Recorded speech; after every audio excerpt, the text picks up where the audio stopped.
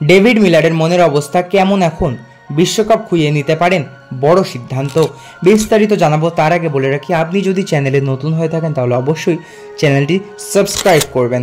আসুক জেনে নেওয়া যাক বিস্তারিত। দক্ষিণ আফ্রিকা হয়তো 2024 সালের আইসিসি টি-20 বিশ্বকাপের শিরোপা খুইয়েছেন, কিন্তু তার দুর্দান্ত ইনিংস দর্শকদের মনে ছাপ রেখে গিয়েছে। ভারতীয় বোলারদের উপর চাপ তৈরি করেছিলেন ডেভিড মিলার। সেই চাপ বজায় ছিল শেষ ওভার পর্যন্ত। মিলারের প্রতি সহানুভূতি জানিয়েছেন অনেকেই। এদিকে ডেভিড মিলার এবার সোশ্যাল মিডিয়ায় পোস্টে যা লিখলেন তাতে অনেকেরই মন খারাপ হতে পারে। ভারতের বিরুদ্ধে বিশ্বকাপ ফাইনালে হার তাকে পুরোপুরি ভেঙে দিয়েছে। টি-20 বিশ্বকাপের পর ক্রিকেট বিশ্বের অনেক কিংবদন্তি ক্রিকেটার অবসরের ঘোষণা করেছেন। ডেভিড ওয়ার্নার, বিরাট কোহলি, রোহিত শর্মা এবং রবীন্দ্র জাদেজা সহ বেশ কয়েকজন ক্রিকেটার আর দেশের জার্সিতে টি-20 ক্রিকেট খেলবেন না বলে জানিয়েছেন।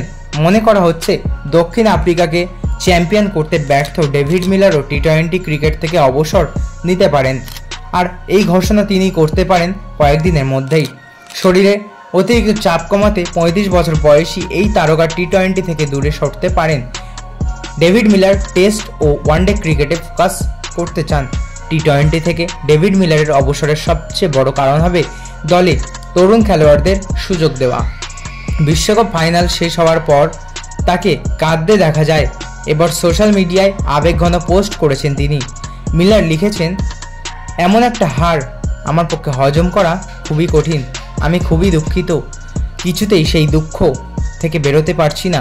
এমন একটা খারাপ লাগা যা ভাষায় প্রকাশ করা কঠিন। তবে আমি বিশ্বাস করি এই দলটার বড় কিছু করার ক্ষমতা রয়েছে। 7 নম্বরে ব্যাট করা ডেভিড মিলার সেদিন বোলারদের উপর চাপ সৃষ্টি করেছিলেন। তবে 19.1 ওভারে হার্দিক পান্ডিয়ার বলে ডেভিড মিলারের ক্যাচ নিয়ে খেলা ঘুরিয়ে দেন সূর্যকুমার যাদব। যে ক্যাচ নিয়ে অনেক বিতর্কও তৈরি হয়েছিল, কিন্তু পরে প্রেস কনফারেন্সে সাউথ আফ্রিকার ক্যাপ্টেন নিজে স্বীকার করেছেন, আউট ছিলাম ঠিকই, কিন্তু আম্পায়ার 2-1 আরও চেক করতে পারতেন, অর্থাৎ আউটের ব্যাপারটা তিনিও মেনে নিয়েছেন। মিলার প্যাভিলিয়নে ফেরার পর দক্ষিণ আফ্রিকা আর জিততে পারেনি। টি-20 বিশ্বকাপে ফাইনালে ভারতের কাছে 7 রানে হেরে গিয়েছে দক্ষিণ আফ্রিকা। এবারই প্রথমবার বিশ্বকাপের ফাইনালে ওঠে জন্টি রোডসের দেশ, কিন্তু ট্রফি জয়ের স্বাদ পেল না কুইন্টন ডিকক, এডেন মার্ক্রামরা। হতাশ দক্ষিণ আফ্রিকার ক্রিকেটাররা। এই পরিস্থিতিতে তাদের উৎসাহ জুগিয়ে গেলেন ভারতীয় সমর্থকরা। সেই ভিডিওই এখন ভাইরাল সোশ্যাল মিডিয়ায়। শুধু ভারতই নয়, পাকিস্তানও সমর্থন জানিয়েছে। কারণ আপনারা দেখতে পাচ্ছেন যে পেজ থেকে ভিডিওটা দেওয়া হয়েছে সেটি হলো করাচির একটি পেজ, যেটি পাকিস্তানে। প্রথম ব্যাট করতে নেমে 176 রান তোলে ভারত। তবে শুরুটা মোটেই ভালো হয়নি তাদের। টপ অর্ডারে রীতিমতো ধস নামে। পাওয়ার প্লের প্রথম 6 ওভারের মধ্যেই আউট হয়ে যায় রোহিত শর্মা, ঋষভ পন্ত এবং সূর্যকুমার যাদব। বিরাট কোহলি এবং অক্ষর প্যাটেলের ব্যাটে ভর করে ভদ্রস্ত স্কোর খাড়া করে টিম ইন্ডিয়া। পাল্টা ব্যাট করতে নেমে দক্ষিণ আফ্রিকা প্রায় জয়ের দোরগোড়ায় পৌঁছে গিয়েছিল। ক্লাসেন এবং ডেভিড মিলারের মারকাটারি ব্যাটে প্রথমবার বিশ্বকাপ জয়ের আশা দেখছিলেন দক্ষিণ আফ্রিকার সমর্থকরা। শেষ 4 ওভারে কুইন্টন ডিককদের দরকার ছিল 24 বলে 26 রান।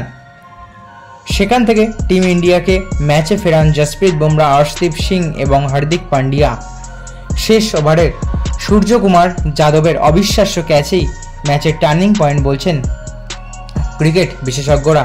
ম্যাচ হেরে স্বাভাবিকভাবেই হতাশ দক্ষিণ আফ্রিকা। সাংবাদিক সম্মেলনে হতাশা লুকোননি মার্ক্রাম। তার কথায়, ব্যাটিং বোলিং ভালোই হয়েছে, কিন্তু জয় পর্যন্ত পৌঁছতে পারিনি। মাঠেই কেঁদে ফেলেন কুইন্টন ডিককরা। কিন্তু তারপর দেখা যায় এক অভাবনীয় দৃশ্য।